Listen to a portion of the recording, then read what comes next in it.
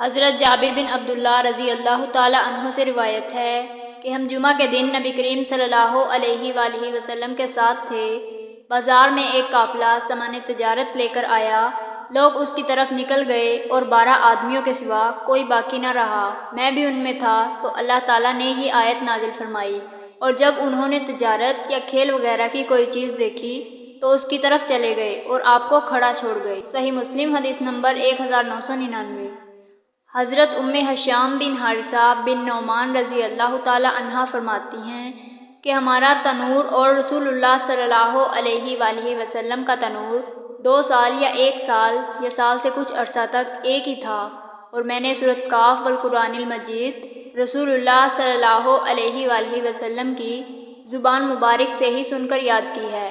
آپ صلی اللہ علیہ وآلہ وسلم اس سورت کو ہر جمعہ کو ممبر پر جب لوگوں کو خطبہ دیتے تو پڑھا کرتے تھے۔ صحیح مسلم حدیث نمبر 2015۔